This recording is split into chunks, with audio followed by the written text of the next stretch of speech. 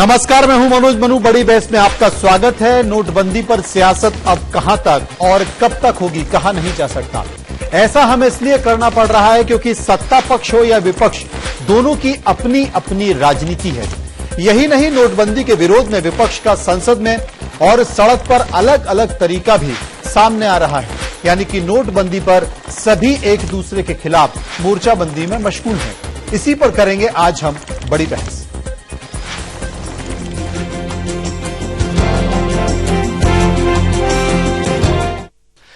नोटबंदी बनाम मोर्चाबंदी, सियासत में विपक्षी एकजुटता बड़ी बात है, क्योंकि अगर ये हो तो फिर सियासत का चाल, चरित्र और चेहरा बिल्कुल बदल जाए।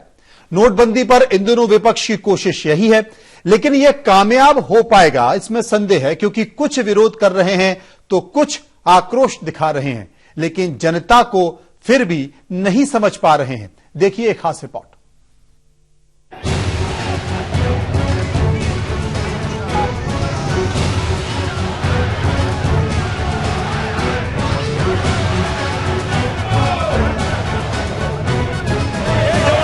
ये नोटबंदी के खिलाफ विपक्ष की मोर्चाबंदी है।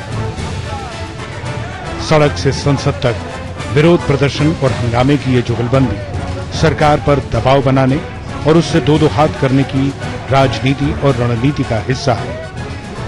तभी तो ये अब सड़कों पर झंडे डंडे के साथ मोर्चा लिए हुए हैं।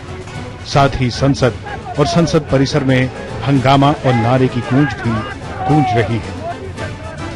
लोगों की जान जा रही है, लोगों की जिंदगी तबाह हो रही है, उसके खिलाफ नरेंद्र मोदी जी को जगाने के लिए लोग रास्ते पे उतर करके ये अपनी आवाज बुलंद कर रहे हैं। प्राइम मिनिस्टर सदन में आए, एडजर्नमेंट मोशन को स्वीकार करें और हमको बात कहने के लिए आप सम्मति दें, क्योंकि ये जनता का मामला है। 125 करोड़ जनता की समस्या है। हालांकि विपक्ष की इस रणनीति में एकजुटता से ज्यादा ध्यान खुद के सियासी हितों पर है। तभी तो कहीं वामपंथियों का भारत बंद, तो कहीं जन आक्रोश दिवस और कहीं इस जन आक्रोश दिवस से भी अलग विरोध की अपनी अलग लाइन। हमारा एक अपना तरीका है, जो लेफ्ट पार्टियों का अपना तरीका है और पार्टियों का अपना तरीका है। हमारी पार्टी का अपना तरीका है। हमारी पार्टी पार्लियामेंट के अंदर इसके खिलाफ आवाज उठा रही है, पार्लियामेंट के बाहर भी उठा रही है, प्रेस नोट के जरिए भी उठा रही है, प्रेस कॉन्फ्रेंस बुलाकर भी उठा रही है, बीच बीच में आप लोगों के बीच में आकर भी अपनी प्रतिक्रिया देती है। तो हमारा एक अपना तरीका है। ऑफिस जाना बंद करो, स्कूल कॉलेज जाना बंद कर दो, हम उसके खिलाफ है। इसलिए हमने जन आक्रोश दिवस मनाया पूरे देश में, और सभी पॉलिटिकल पार्टीज ने, सभी विपक्ष की पार्टियों ने जन आक्रोशी इसको नाम दिया है। वहीं नोटबंदी पर जेडीयू जैसे कुछ सियासी दलों की राजनीति विपक्ष के लिए मायूसी का सबब, तो सत्ता पक्ष के लिए सुकून का संदेश। हम विपक्षी एकता के पक्षधर हैं, लेकिन नोटबंदी समाप्त की जाए इसके पक्ष में। इधर सत्ता पक्ष सड़क से संसद तक विपक्ष के बंद, विरोध प्रदर्शन और हंगामे को लेकर निशाना साध रहा है। चर्चा प्रारंभ हो, चर्चा किस नियम के अंतर्गत होनी चाहिए, अध्यक्ष महोदय इस पर भी कोई फैसला करने के लिए अधिकृत है, तो अध्यक्ष महोदय ही इसके लिए अधिकृत है, आप फैसला करें। नोटबंदी पर नहीं, बल्कि काले धन की नाकेबंदी का आक्रोश है, और ये आक्रोश कुछ राजनीतिक पार्टियों के अंदर बहुत साफ दिखाई पड़ रहा है।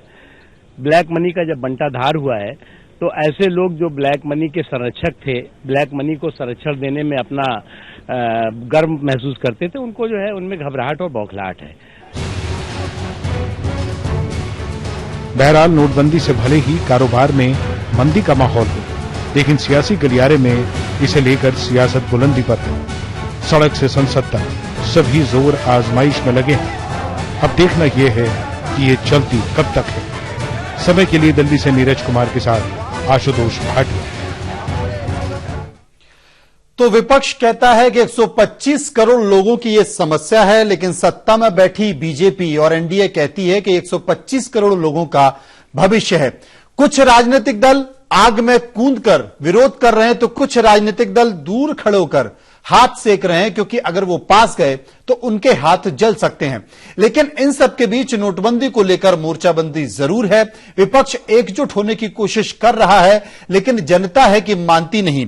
जनता से बहुत सारे बयान ऐसे आते हैं जिसमें वो कहती है ठीक है, हमारे भविष्य के लिए अच्छा है, लेकिन बहुत सारे ऐसे बयान आते हैं कि उनका जीना, उनकी जिंदगी में भारी परेशानी देखी जा रही है। लेकिन इन सब के बीच सरकार कहती है कि सब कुछ ठीक है। इस पर हम चर्चा करेंगे। चर्चा के लिए मेरे साथ जुड़ रहे हैं कांग्रेस के प्रवक्ता अभय दुबे। इसके साथ साथ हम चलेंगे कोलकाता, जहां पर मनोज सिंह टीएमसी के नेता वो भी होंगे मेरे साथ। प्रोफेसर एसपी सिंह बघेल जो कि पूर्व सांसद हैं, भारतीय जनता पार्टी के नेता हैं, उनसे हम समझने की कोशिश करेंगे। देवेंद्र शर्मा जो कि आर्थिक पत्रकार हैं, वो मेरे साथ मौजूद होंगे, और रेणु मित्तल जो कि वरिष्ठ पत्रकार हैं, वो भी मेरे साथ मौजूद होंगी। उनसे हम समझने की कोशिश करेंगे। लेकिन सबसे पहले हम देवेंद्र जी से पूछना चाहते हैं। देवेंद्र जी, सत्ता में बैठी पार्टी कहती है भविष्य का सवाल है, देखिए आगे आने वाले समय में भविष्य कितना सुनहरा होता है। विपक्ष कहती है कि 125 करोड़ लोगों की समस्या है। तमाम तरह के जो आर्थिक जानकार हैं वो ये कहते हैं, आर्थिक मामलों के जानकार, के थोड़ा समय लगेगा। कुछ कहते हैं कि 3 महीने लगेगा, कुछ कहते हैं कि 7 महीने लगेगा, कुछ कहते हैं 2017 तक स्थिति ऐसी ही होगी, विकास दर प्रभावी होगी, और ये आने वाले समय में चाहे वो विकास को लेकर हो, रोजगार को लेकर कई सारी परेशानियां बनी रहेंगी। अब काफी दिन हो चुके हैं, नगदी का संकट अब भी बना हुआ है, कतारें अब भी बनी हुई हैं, नोट बदलने भले ही सरकार ने बंद कर दिया हो, लेकिन राहत नहीं हो पाई है। आपका आकलन क्या कहता है इतने दिनों के बीच नोटबंदी को लेकर? नोटबंदी से संकट है जबरदस्त, और जनता को राहत नहीं मिल रही है, और लाइन लगातार बढ़ रही है, मतलब कम नहीं हो रही। खासकर एटीएम पर तो कम होने का नाम ही नहीं ले रही, और सारे एटीएम चल भी नहीं रहे हैं। और हाँ, सरकार का फैसला, ये फैसला अच्छा है, लेकिन मुसीबतें हैं लोगों की। अब इससे कैसे राहत है, उसमें कुछ खामियां नजर आ रही हैं। जो तैयारी, विपक्ष का आरोप है कि तैयारी नहीं की गई, इसमें निश्चित तौर पर उसका आरोप ये सही नजर आ रहा है कि तैयारी मुकम्मल नहीं की गई है इसका। लेकिन इसके जो अभी समस्या है, मुझे नहीं लगता कि 4-5 महीने से पहले इस पर पूरी तरह काबू पाया जा सका। और इस बात को सरकारी थिंक टैंक नीति आयोग भी कह चुका है कि 3-4 महीने से पहले मतलब स्थिति सामान्य होने की कोई उम्मीद नहीं है। लेकिन कुल मिलाकर ये है कि भविष्य का फैसला है, अच्छा फैसला है ये, और इसका ये जनता के हित में फैसला है, और जनता को इसका फायदा होगा।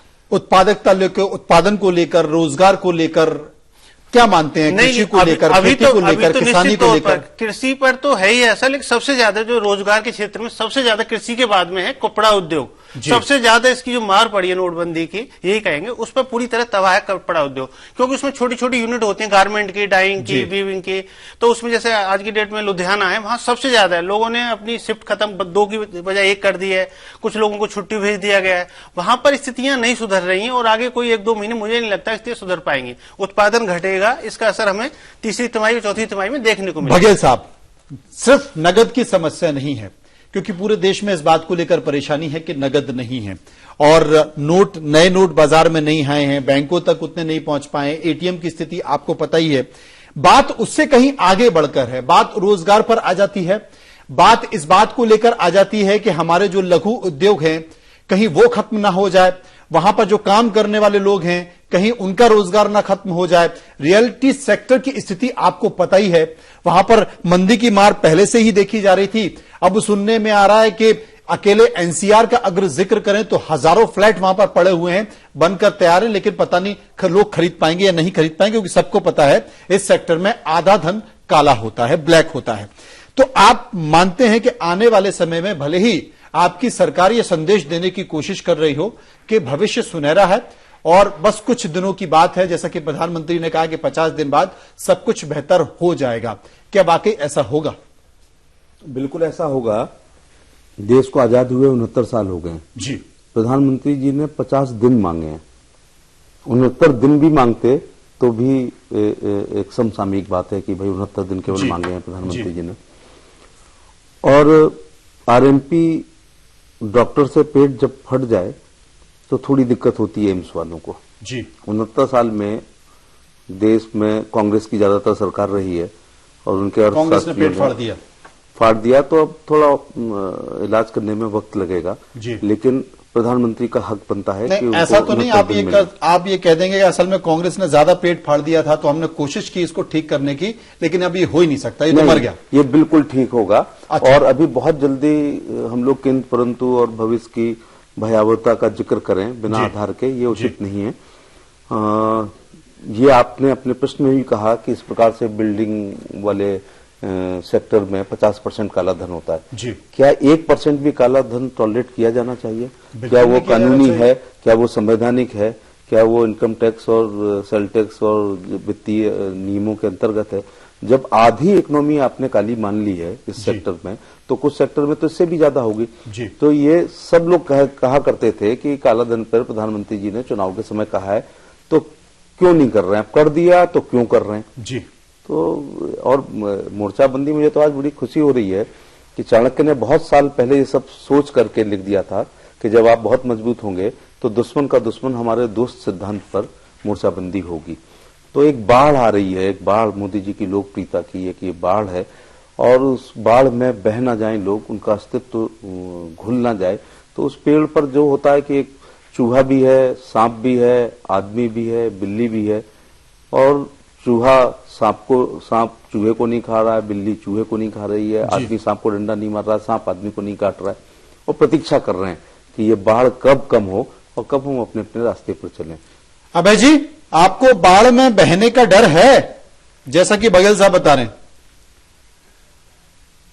जी, किससे पूछा आपने? जी आप ही से, दुबे जी। मनोज जी, अभी मैं बड़ा आश्चर्य होता है, पूर्व सांसद हैं और किस स्तर की चर्चा को आकार दिया। चलिए मैं उसी स्तर पर आकर बात करता हूं। एक किसी छोटे से मर्ज को लेकर भी हम कदाचित पसंद नहीं करते कि किसी झोला छाप डॉक्टर के पास दिखाएं, तो फिर ऑपरेशन जैसी बात इस स्तर पर मुझे लगता है क्या अंडर डेवलप्ड इकोनॉमी है हम? मुझे तो आश्चर्य होता है इस बात का। मुझे बताइए मनोज जी, विश्व में सबसे ज्यादा काउंटरफिट करेंसी किस मुद्रा में होती है? डॉलर में होती है। सबसे ज्यादा ह्यूमन ट्रैफिकिंग, ड्रग ट्रैफिकिंग के लिए सीजर किस मुद्रा में होता है? डॉलर में होता है। जिसकी ब्राइब के लिए अगर आप देखें वैश्विक स्तर पर तो कौन सी करेंसी पकड़ी जाती है? डॉलर में पकड़ी जाती है। सबसे बड़ा कैश सीजर $260 मिलियन का मेक्सिको में पकड़ा गया ड्रग्स को लेकर। कोई भी बड़ी इकोनॉमी ने आज तक डिमोनेटाइजेशन नहीं किया। ये छोटे मोटे घाना और नाइजीरिया ऐसे देशों का उदाहरण देकर के जस्टिफाई नहीं किया जा सकता। मुझे एक उदाहरण बताइए। आपने सब इतनी व्याख्या की, विश्व भर के अर्थशास्त्रियों को मैं पढ़ रहा था। ये बराक ओबामा प्रधानमंत्री जी के मित्र हैं, उनके जो इकोनॉमिक एडवाइजर है लॉरेंस, उनको पढ़ लीजिए, वो क्या व्याख्या करते हैं। कौशिक बसु जो वर्ल्ड बैंक के चीफ इकोनॉमिक एडवाइजर रहे हैं, वो क्या कहते हैं। प्रधानमंत्री जी, एक अर्थशास्त्री आपके पास था जो चीफ इकोनॉमिक एडवाइजर आपका था, कम से कम उससे सलाह ली होती। आप जानते हैं, आपने 50 दिन कहा। आप 50 दिन को देश को थामने का अर्थ प्रधानमंत्री जी जानते हैं? अनऑर्गेनाइज सेक्टर में आप देखिए 6th इकोनॉमिक सेंसस को उठाकर 41% की ग्रोथ हमारे समय हुई थी। प्रधानमंत्री ने भाषण में खूब उस बात को कहा कि 5,88,00,000 छोटी स्थापनाएं जिनमें 12 करोड़ लोग काम करते हैं। वो अचीवमेंट यूपीए का था। प्रधानमंत्री जी सब हाथ पर हाथ रख करके बैठे हैं। आपने कल के भाषण में कहा कि सोइंग पिछले वर्ष की तुलना में ज्यादा हुई है। प्रधानमंत्री जी, ये आज आपकी एग्रीकल्चर मिनिस्ट्री का डेटा है, आप इसको देखिए तो सही प्रधानमंत्री जी। पिछले वर्ष तो बारिश कम हुई थी, आज की डेट में मनोज जी जो बोनी हुई है किसानों की रबी की फसल के लिए, उसमें आपको जानकर आश्चर्य होगा कि वीट की, गेहूं की -19.6%, राइस की -29.3%, ऐसे जितनी रबी की फसल देखेंगे 404 लाख हेक्टेयर में से 32 लाख हेक्टेयर में पिछले वर्ष की तुलना में इस बार बोनी कम हुई है। प्रधानमंत्री जी, पिछले 2 सालों से भारत की एग्रीकल्चर को 1 लाख करोड़ रुपए का नुकसान हुआ। ये मैं नहीं कह रहा, एग्रीकल्चर कॉस्ट एंड प्राइस ने आपकी ये एनालाइज किया है। जब सुन लीजिए, एक मिनट मेरी बात सुन लीजिए। जब इस बार मनोज जी खरीफ की फसल आपको बता दूं मैं कि 124 मिलियन टन से बढ़कर 135 मिलियन टन हो गई, तो उसके खरीदार बाजार में नहीं है। प्रधानमंत्री जी 1200 करोड़ 500 के नोटों को छापने में 3.5 महीने का वक्त लगेगा। आपने कहा 50 दिन नहीं, आपके 5 सालों में देश 50 साल पीछे होने वाला है। एक आदमी ने मुझे यह नहीं बताया कि कितनी ब्लैक मनी है जिसको हम पकड़ लेंगे। आज ये भयावह स्थिति में इसलिए आ गई सरकार। आज का भी जो इनकम डिस्क्लोजर स्कीम लाए हैं वो इसी डर से लेकर के आए हैं। आप बताइए, एक आखिरी 10 सेकंड मनोज जी दीजिए कि पिछली जो इनकम डिस्क्लोजर स्कीम थी जिसमें आपने कहा कि 56,000 करोड़ रुपए डिक्लेयर हुए हैं, वो तो पेनी स्टॉक वाले थे। उन्होंने लॉन्ग टर्म कैपिटल गेन के नाम पर जो इकट्ठा किया था वो गनी बैग्स कैश के लोग थे।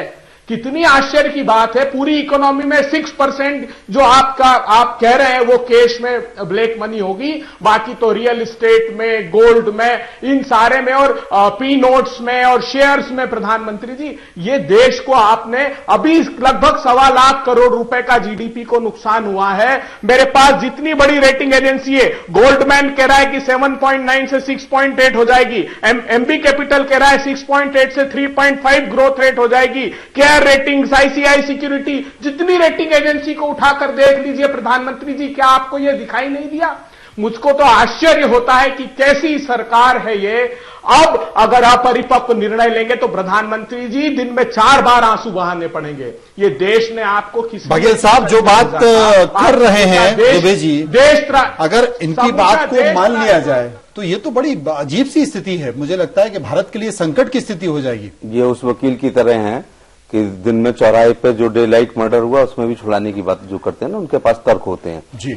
इससे ज्यादा हम लोगों का और भारत की मुद्रा का अपमान क्या होता है कि पिछले कई साल से, चाहे आप बड़े जर्नलिस्ट हों, अभय जी प्रवक्ता हों, या आप अर्थशास्त्र के आर्थिक पत्रकार हों, या हम भी 4 बार सांसद रहे अपने ही इलाके में, जब 500 रुपए 1000 का नोट किसी को देते थे तो वो सेल्समैन, वो दुकानदार, वो परचून वाला, वो पेट्रोल पंप वाला हमेशा नोट को यूं देखा करता था और शक की निगाह में हम आते। आज तक मैं बता रहा हूं कि किसी भी व्यक्ति की, आपकी गर्मा हो सकती है नहीं, ये लेकिन नोट जरूर देखा जाता था। जो 2000 के नए नोट आए उनको भी देखा जा रहा है। नहीं, वो तो चलो अभी तो वो नए की वजह से आखिर देखना क्या है। लेकिन इससे ज्यादा बिल्कुल भारत की मुद्रा का अपमान, प्रासंगिक लक्ष्मी जी का अपमान, और वो व्यक्ति जो ये जिसकी बड़ी अच्छी साख है उस पर भी शक किया जाता था। तो शुरू में मेरे को कई बार गुस्सा आ जाता था। तो एक सेल्समैन ने कहा कि आपके यहाँ नहीं छपते हैं ये, आपको भी कहीं से मिला है। उस दिन से मैंने बड़े आराम से वो करने लगा।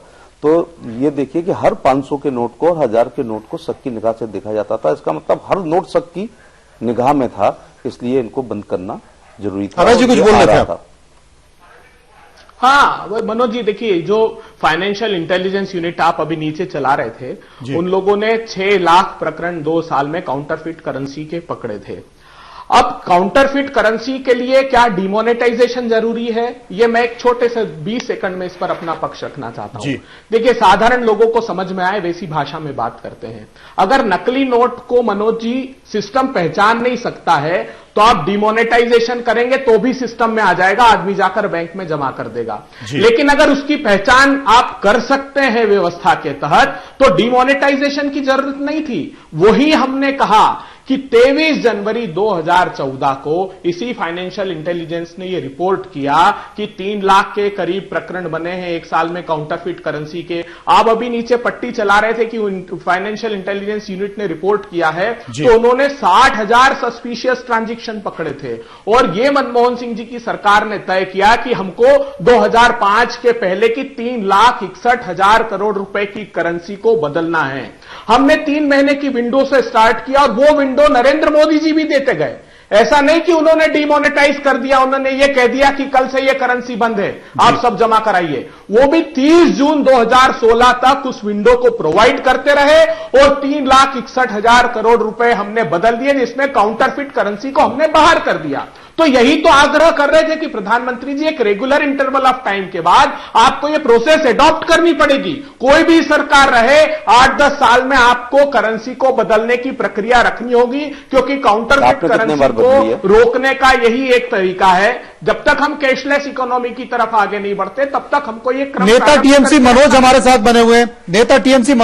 बने हुए उनसे हम बात कर लेते हैं। मनोज जी, सतह पर ग्राउंड लेवल पर किस तरह की परेशानी आ रही है जिसके कारण टीएमसी नेता ममता बनर्जी ने साफ तौर पर कहा है कि नरेंद्र मोदी को राजनीति से बाहर करके ही दम लूंगी। आज हमारी नेत्री सुश्री ममता बनर्जी आक्रोश रैली निकाली थी। यहाँ मोदी जी से मैं पूछूंगा कि वो आकर यहाँ देहातों में देखें कि कितने एटीएम बैठा के रखे हैं, कितने हमारे किसान भाइयों को, जो गरीब है, जो मजदूर है, उनको कितने पैसे मिल रहे हैं, उनको कितनी दिक्कतें आ रही है। उद्योग में आके देखिए, मतलब लेबर को पेमेंट करने के लिए पैसे नहीं है, सभी उद्योग धीरे धीरे बंद होते जा रही हैं। और मोदी जी बोलते हैं कि हम काला धन बंद करेंगे। आप एटीएम में कोई व्यवस्था नहीं की। इसके पहले पैसा बंद करने के पहले उनको पहले पूरी तैयारी करना चाहिए था। उन्होंने कोई तैयारी नहीं किया।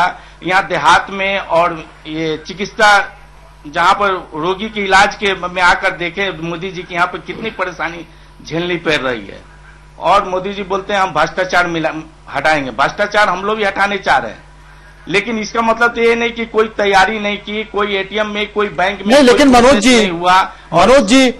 जी बघेल साहब का यही कहना है और भारतीय जनता पार्टी के नेताओं का यही कहना है, सरकार में बैठे लोगों का यही कहना है कि जनता खुश है, सिर्फ वही लोग विरोध कर रहे हैं जिनके काले धन को लेकर परेशानी बनी हुई जनता नहीं, आज अगर जनता खुश रहती तो हमारी जो आक्रोश रैली आज आपने नेशनल न्यूज चैनल में देखे होंगे, जो हमारी मुख्यमंत्री ममता बनर्जी ने निकाली, तो इतनी जनता की सहयोग हमें कैसे मिली? सुपर फ्लॉप रहा है जन आक्रोश। लेकिन मैं उस व्यक्ति के दिमाग का जरूर धन्यवाद देना चाहूंगा जिसने ये शब्द रखा कि नोटबंदी के खिलाफ हम जन आक्रोश करेंगे। ये जन आक्रोश आपको वास्तव में झेलना पड़ेगा।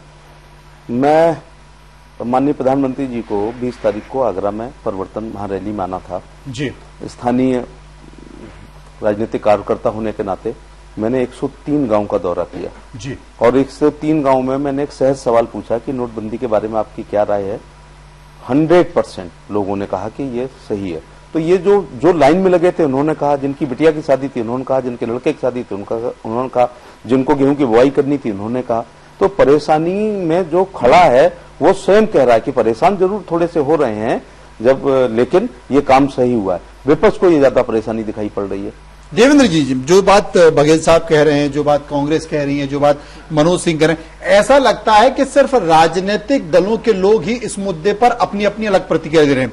लेकिन सतह पर देखा जाए तो बघेल साहब कहते हैं कि ऐसी कहीं कोई स्थिति नहीं है, सारे लोग खुश हैं। अगर विपक्षी पार्टी के नेताओं को देखा जाए तो वो कहते हैं कि खुश हैं। सतह से भी मीडिया जो रिपोर्टिंग आ रही है, उस रिपोर्टिंग में ये कहा जा रहा है कि आधे लोग कहते हैं कि नहीं अच्छा है, दूरगामी परिणाम बेहतर होंगे, और आधे लोग कहते हैं कि जो तात्कालीन समस्या है सरकार ने उस पर ध्यान नहीं दिया, उसे लेकर बहुत ज्यादा परेशानी है। 65% जनता हमारी अभी भी गांव में ही रहती है जी। तो करीब 80% लोग बहुत खुश हैं और सब अपने लेन देन चला रहे हैं, उनको कोई दिक्कत नहीं है। ये जनता के नाम पर, किसानों के नाम पर ये विरोध करने की जो राजनीति की जा रही है, ये बिल्कुल न्यायिक विरोध करने के लिए विरोध किया है विपक्ष द्वारा जी। लेकिन दिक्कतें हैं, लेकिन गांव वाले, देहात वाले, किसी की बुवाई इससे नहीं रुक रही है। 2 या 4-5% अपवाद हो सकता है। किसानों के लेन देन में अभी भी गांव से बिलोंग करता हूँ, बुलंदशहर डिस्ट्रिक्ट से, तो लोग अभी भी किसान से पुराने नोट भी ले रहे हैं। व्यापारी जो कपड़ा खरीद रहा है शादी के लिए वो भी ले रहा है, क्योंकि पता है कि 30 तारीख तो खाते में जमा होने हैं। ये दिक्कत नहीं, शहरी क्षेत्रों में जैसे बता रहा था मैं, अभी छोटे छोटे उद्योगों में दिक्कत आ रही है। और कुल मिलाकर ये है कि जो सरकार का जो मकसद था, भाई हम क्यों नहीं देखते, हमारी 125 करोड़ की आबादी में हम सब 1% लोग ही टैक्स पे कर रहे हैं। सरकार का असली मकसद ये ऑनलाइन ट्रांजैक्शन बढ़े, ज्यादातर लोग मुख्य धारा में आए और टैक्स पे करें। वो तो आपको क्या लगता है? बघेल साहब, अचानक मैंने देखा है कि आप प्लास्टिक मनी के बारे में जिक्र करते हैं, ई वॉलेट के बारे में जिक्र करते हैं और कहते हैं कि इस पर हमें चले जाना चाहिए और जाना ही चाहिए, नगद से बचना चाहिए। आप तो संसद सदस्य रहे हैं, काफी टर्म रहे हैं, आपने देखा है कि देश की संसद, जो कि देश की राजधानी दिल्ली और दिल्ली देश का दिल, संसद में जो कैंटीन है, संसद में जो बुक्स मिलती हैं, जो लाइब्रेरी मिलती हैं, और जो संसद में जो मॉन्यूमेंट्स होते हैं, संसद के तमाम तरह की चीजें जो उसके रिसेप्शन पे मिलती हैं, वहां तक नगद भुगतान की व्यवस्था है। वहां पर भी आप कार्ड से पेमेंट नहीं कर सकते। तो जब आपके संसद के अंदर यह स्थिति है तो आप देश की बाकी की अर्थव्यवस्था को, गांव को, छोटे कस्बों को भूल गए? नहीं, इस तरफ बढ़ाने के लिए, कदम बढ़ाने के लिए प्रधानमंत्री जी अपील कर रहे हैं। मैंने Rome do as Romans do, अब वैश्वीकरण हो गया। नहीं, इस पूरी समस्या के दौरान भी हमने सुना कि राजनेता कह रहे थे कि उसका इस्तेमाल करना चाहिए, आप पेटीएम से ले लो, आप अपने कार्ड का इस्तेमाल करो, उसमें क्या परेशानी आती है? नहीं, तो कहीं समझ में भूल हुई। मनी और ये जो इकोनॉमी है वो अच्छी तो है ही, उसमें तो ज्यादा काले धन की उसकी संभावना नहीं होती है। सभी लोग ये कहते हैं कि ये स्टेप तो सही लिया है, अब वो तैयारी का मौका ये नहीं दिया कि आदमी काले को सफेद कर सके। ये सारी दिक्कतें हो रही हैं। नहीं तो अभी सवाल इस बात का है कि ये देखिए अभी नहीं हो रहा कहीं का, मैं तृणमूल वालों से कहूंगा कि कहीं की ईंट कहीं का रोड़ा और भानुमती ने कुनबा जोड़ा, और वो कुनबा शाम को ही बिखर गया। 13 विपक्षी पार्टी हैं, सबके सुर बदल जाते हैं। जब वो संसद की कार्रवाई देखते हैं उनकी भाषा बदल जाती है, न्यूज चैनल पर रात में देखते हैं। लेकिन अगर गांव के संपर्क में वो आ जाते हैं, किसी शादी में जाते हैं और वहां लड़की वाले से वो कहते हैं कि भाई हाँ परेशानी तो हो रही है भाई साहब, लेकिन नहीं बहुत अच्छा काम किया, तब उनके सुर बदल जाते हैं। तो सवाल इस बात का है कि मैंने खुद 103 गांव का दौरा किया है, गांव की जनता बहुत खुश है, और मुझे पता नहीं था कि काले धन के प्रति और काली धन की संपत्ति इकट्ठी करने वालों के प्रति इतना बड़ा जन आक्रोश गांव की जनता के बीच में होगा। अरे जी 103 गांव का दौरा करने के बाद 103 गांव का दौरा करने के बाद बघेल साहब कह रहे हैं कि जनता बहुत ज्यादा खुश है, यकीन मानिए। देखिए बड़ी शुभकामनाएं इनको। ये एक देहात में कहावत है कि गिर पड़े तो हर हर गंगे, वैसी परिस्थितियां भारतीय जनता पार्टी की है। जी। मैं एक छोटा सा प्रश्न भारतीय जनता पार्टी के प्रधानमंत्री जी से, वित्त मंत्री जी से, पूर्व सांसद बघेल जी से पूछना चाहता हूं और उम्मीद करूंगा कि उसका जवाब जरूर दें। मेरे पास एक शेड्यूल्ड कमर्शियल बैंक की आरबीआई की बैलेंस शीट है। मनोज जी, वो बैलेंस शीट ये बताती है कि 8 जुलाई को 96,196 बिलियन रुपीज डिपॉजिट था, टाइम एंड डिमांड डिपॉजिट। सितंबर में वो हो गया 1,02,082 बिलियन रुपीज। इसका अर्थ है कि 5,88,600 करोड़ रुपए इस 1.5 महीने में प्रधानमंत्री जी की घोषणा के थोड़ा सा समय पहले कौन लोग थे जिन्होंने बैंकों में जमा कराए?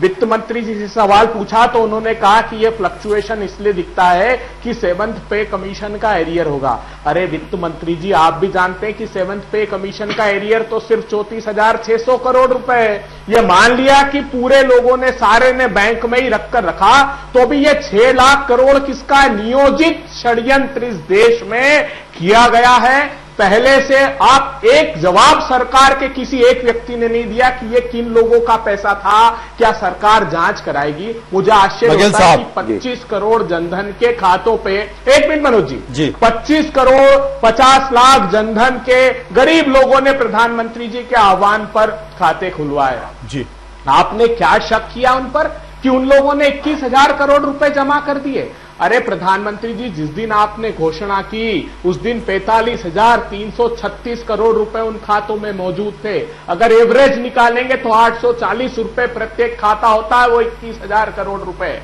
आपने ग्रामीण बैंकों को, ये ग्रामीणों पर अविश्वास किया, उनको अवसर नहीं दिया, कहा कि बड़ी मात्रा में ये काला धन जमा कर देंगे, इसलिए सोसाइटीज को और कोऑपरेटिव बैंक को आपने ये परमिशन नहीं दी। आपने इस देश के वंचित वर्ग के लोगों पर अविश्वास किया, किसानों पर अविश्वास किया, लेकिन हैंडफुल ऑफ पीपुल, मुट्ठी भर लोगों पर विश्वास करके ये 6 लाख करोड़ रुपए जमा कराए और ये सूचना पहले से सरकार ने उनको दे दी। ये इस आरोप का जवाब आज तक सरकार से नहीं आया। दुबे जी, ये सरकार भी तो यही चाह रही है। मुझे तो लगता है सरकार अपनी मकसद में कामयाब होती दिख रही है। सरकार तो ये चाह रही है आप, अरे कैसे कामयाब? अरे आप मुझे बताइए, अब हिसाब किताब में गिनती में तो उनका ये कहना है कि क्या ये काला धन है? काला अभी तो आईटी डिपार्टमेंट करेगा, है या नहीं है? ये तो सरकार, यही तो हमारा सब लोग लोगों के पास। आप अगर इस आप डिमोनेटाइजेशन नहीं करते, सुन लीजिए, आप विद्वान साथी हैं, डिमोनेटाइजेशन नहीं करते, कहते ये करेंसी बंद कर दी है हमने, आप इसको विंडो देकर जैसे हमने किया था और मोदी जी ने ज्वाइंटली हम लोगों ने किया था, विंडो देते 30 दिसंबर तक तो अभी आप जमा कर सकते हैं, आरबीआई में बदल सकते हैं। सरकार तो यही चाह रही है कि जितना पैसा सारा बैंकों में व्यवस्था के चलन में है, ये जो टैक्स वसूली हो, ये जो प्रावधान है। प्रधानमंत्री जी ने ये कहना था कि प्रधानमंत्री ने जो उस रात कहा 8 तारीख को कि ये आप कागज का टुकड़ा हो गया 12 बजे तक, उसके बाद आपाधापी हुई। लोगों ने कहा कि पता नहीं क्या होगा क्या नहीं होगा। सारे लोग बैंकों में पहुंच गए जमा कराने के लिए। उन्हें यह ध्यान भी नहीं रहा कि हम जो जमा कर रहे हैं उसकी कितनी सीमा है, 2.5 लाख है, उससे ज्यादा है, उससे कम है। कि 6 दिन तक एक मां अपने बच्चे की भूख बर्दाश्त नहीं कर सकी, कतार के बाद उसने आत्मदाह कर दिया। एक बच्चे अगर जी आपको ये तो दिखाई पड़ रहा है निगेटिव, और ये नहीं दिखाई पड़ रहा है कि स्विस बैंक की आप बात कर रहे थे कि काला धन हमारे खाते में आना, वो इतना आ जाएगा कि खाते में आना चाहिए। ये गद्दा बैंक तो पहले निकालनी चाहिए थी, बोरा बैंक तो निकालनी चाहिए थी, तहखाना बैंक तो पहले निकलना चाहिए, तब स्विस बैंक की बात हो। ये माता और बच्चे का अरे धन्ना सेठों को तो आपने रियायत दे दी और लेकिन बोरों में भरे हैं, तो इस देश का गरीब तहखानों में भरे हैं, निकालिए ना, में भरे हुए थे, कहाँ है? अरे पकड़िए, अभी बाहर आ रही है, क्यों ला रहे हैं? फिर बाहर आ रही है। आप डिस्क्लोजर स्कीम अब आप आंकड़े पर आंकड़े दिए जा रहे हैं, लेकिन आप आंकड़े पर आंकड़े दिए जा रहे हैं, लेकिन प्रधानमंत्री कोई 3 आदमियों के देश की इकोनॉमी नहीं है जो 3 नाम आप ले रहे हैं। कैश कर देना कर दो, देश की सारी इकोनॉमी 3 लोगों पर नहीं है, 3 लोगों पर नहीं है। मेरा कहना है कि 6 लाख करोड़ जो जमा हुआ है घोषणा के पहले निकालना चाहिए। मैं कभी आंकड़े में विश्वास नहीं करता। दूसरी बात मैं ये कहना चाहता हूँ, ये किसका था? मैं एक बात कह रहा हूं, ये पहला दुनिया का ऑपरेशन है कि मोदी जी ने दाहिने हाथ से अगर दस्तखत किए होंगे किसी कागज पर तो उनके बाएं हाथ को नहीं पता चला। उसके पहले कभी इतना डिपॉजिट अगर वो किसी को भी एक को पता चलता, वो अपनी पत्नी को बताता, पत्नी अपने भाई को बताती, फिर उसका एक खास आदमी होता उसको बताता। सीक्रेट कोई चीज नहीं है। Secret is a something which a person tells to everybody, not tell to anybody. सबको बताता है ये कहते हुए कि तुम किसी से मत बताना। या तो ओसामा बिन लादेन को मारने वाला ऑपरेशन 100% सक्सेसफुल था कि क्लिंटन साहब को नहीं पता था, उनकी वाइफ को पता था, ओसामा साहब को पता था, मार्शल को नहीं पता था, या ये ऑपरेशन हुआ है जो किसी को नहीं पता था इसलिए सक्सेसफुल हुआ है। अरे तो जवाब दीजिए ना, कौन लोग थे? मैं बिल्कुल जवाब ये दे रहा हूं, मैं जवाब दे रहा हूं अभय जी। क्या भारतीय जनता पार्टी का कोई भी व्यक्ति आपको 8 तारीख से पहले बैंकों में दिखाई पड़े? क्या हम भारतीय जनता पार्टी में पैसे वाले भी लोग हैं जमीन खरीदते हुए दिखाई पड़े? क्या भारतीय जनता पार्टी के नेताओं का आरोप लगाया जा रहा है? ये कहा जा रहा है कि बिहार में बड़े पैमाने पर जमीन खरीदी गई। मैंने सर सीक्रेट की परिभाषा दे दी कि अगर एक मोदी जी के अलावा एक व्यक्ति जान जाता तो पूरा देश जान जाता, क्योंकि हर आदमी का एक खात होता है, उसको वो ये कहता है कि मैं तुम्हें बता रहा हूं, तुम किसी को मत बताओ। लोगों ने नोट का कन्वर्शन भी किया, कुछ नहीं, ये सबको पता है बड़े शहरों में कि भारतीय जनता पार्टी ने बड़े नोटों से छोटे नोटों को तब्दील किया, गाड़ियां भेजी गई। ये बात बहुत पुरानी बात है, आप पूछ लीजिए। अब तो वो इंची टैप ही नहीं है जो मोदी जी का सीना को नाप सके। शेर की सवारी, वास्तव में ये शेर की सवारी है, लेकिन ये निर्णय अभय जी वही ले सकता है। अच्छा है आपका ये निर्णय अभय जी वही ले सकता है जो भाई भतीजेवाद से दूर हो, जो मित्रता को भी इस मामले में न परखता हो, जो निर्लिप्त हो, जो कोई फकीर हो, ये बताइए आप, संत हो या परमहंस हो, इस श्रेणी का आदमी निर्णय ले सकता है। और अगर वो जरा भी अपने परिवार, खानदान, जात की पार्टी, मनोज जी फिर विरोध क्यों कर रहे हैं? 14,000 ले नहीं सकता। रुपए के लोन को राइट ऑफ किया आपने। मनोज जी फिर विरोध क्यों किया जा रहा है? 50 दिन इंतजार कर लिया जाए। नहीं, हम लोग तो विरोध करेंगे, हमारी नेत्री विरोध करती रहेगी, क्योंकि हमारी आकर जनता, गरीब जनता को देखे ना मोदी जी, जो गरीब जनता है, हमें ऊपर क्लास के आदमियों से नहीं, मतलब हमारी नेत्री हमेशा गरीब जनता और नीचे जो वर्ग के लोगों को के साथ रही है, ग्रास रूट की नेत्री है। यहाँ के गरीब जनता को कितने दिक्कतें उठानी पड़ रही है, वो आकर मोदी जी देखे ना। सर अगर आप बंगाल के तृणमूल जानते हो ना, तो मोदी जी देश भर के तृणमूल को जानते हैं, इसलिए जनता की भावनाओं के अंदर जानते होंगे। लेकिन एक बार भी, और आप अपनी नेत्री से और पूछिएगा कि कसम खाना भारत में बहुत बड़ी चीज होती है। कसम खाने के बाद लोगों ने राजपाट छोड़ दिया, कसम खाने के बाद लोगों ने कोई भी चीज है वो संन्यास ले लिया। अगर कसम खा ली है तो उन्होंने राजनीति छोड़ दी। तो कसम खा ली, अगर आज ये कसम राजनीति से कसम खाई सेंचुरी, अगर ममता जी ने कसम खाई है कि मोदी जी को राजनीति से बाहर करके दम लेंगी, वो जिंदा रहें अथवा वो ना रहें, तो अगर ऐसा ना कर पाए तो प्रायश्चित के तौर पे क्या करेंगे ये और बता दीजिए। अरे बघेल साहब, सर प्रायश्चित के तौर पे क्या करेंगे ये और बताइएगा।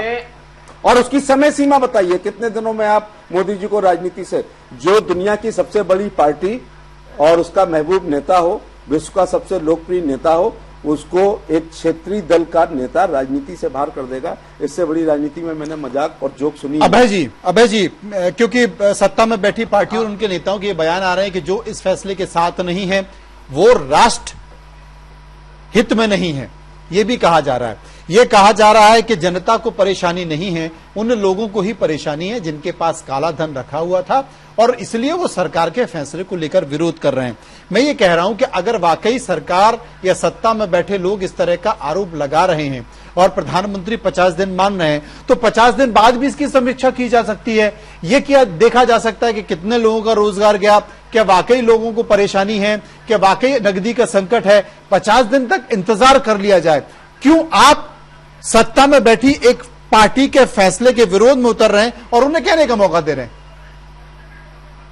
नहीं, देखिए मनोज जी, प्रतिपक्ष का आखिर दायित्व क्या है?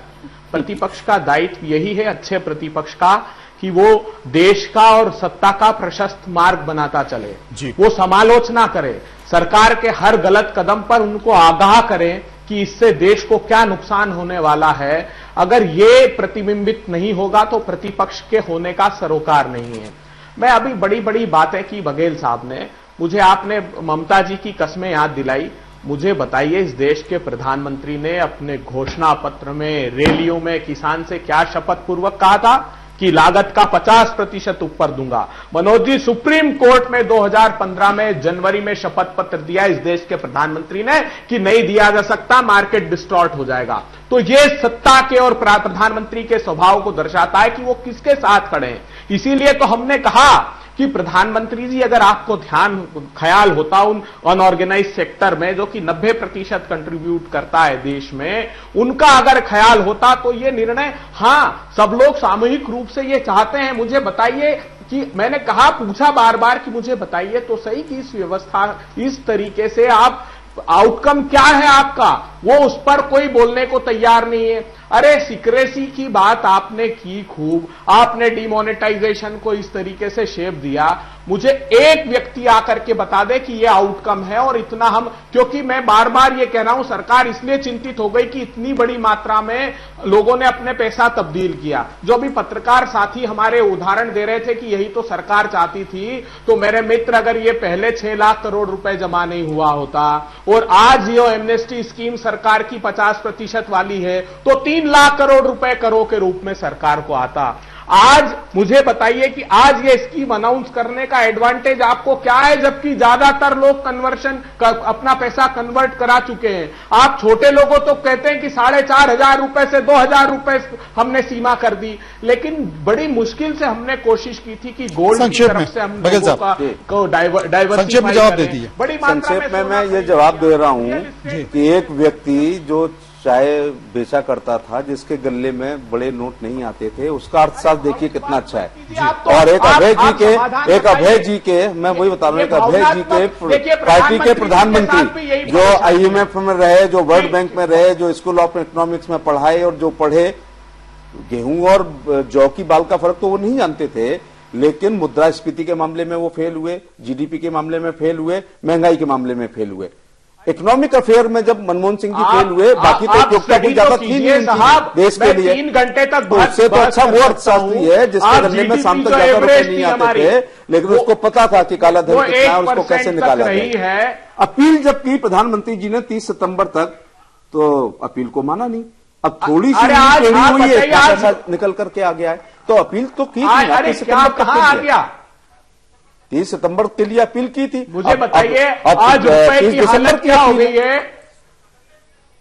Foreign institutional investor Manoj ji बड़ी मात्रा में, टोटल बता दूं ये विपक्ष मोर्चाबंदी क्यों हुई है।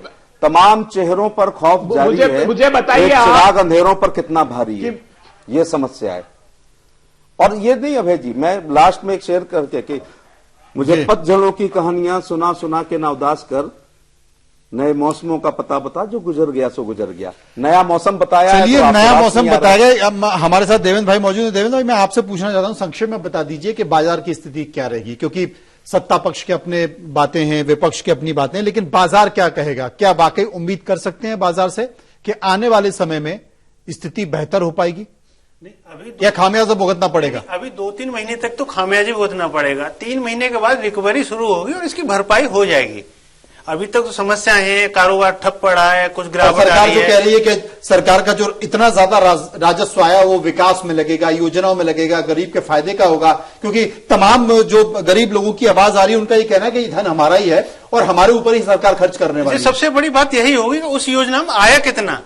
भाई हमने योजना लॉन्च कर दी, सबसे बड़ी बात है वो, सबसे बड़ी बात होगी। अगर बड़ी रकम आ गई तो मोदी जी की जय जय हो जाएगी, और बड़ी रकम नहीं आई तो फिर भाई ये बड़ा सवाल होगा, क्योंकि कई तथ्यों के साथ अभय जी भी बताने की कोशिश कर रहे थे और तमाम आर्थिक जानकार भी ये कह रहे हैं कि इंतजार करना होगा, इतना आसान नहीं है। बघेल साहब भी कहते हैं कि शेर की सवारी है, लेकिन इसका इंतजार कुछ समय तक करना होगा कि आखिर ये शेर की सवारी कहीं सत्ता में बैठी पार्टी को भारी ना पड़ जाए, या फिर ऐसा माने कि आने वाले समय में देश की जनता के कि वाह ऐसा नेता हमें मिला है जिसने देश के लिए एक बड़ा फैसला लिया और उसका देश को फायदा भी हुआ। सभी मेहमानों का बहुत बहुत शुक्रिया करना चाहता हूं जो पूरी इस परिचर्चा में भाग हमारे साथ ले रहे थे। बाकी खबरों के लिए आप चलते रहिए समय के साथ।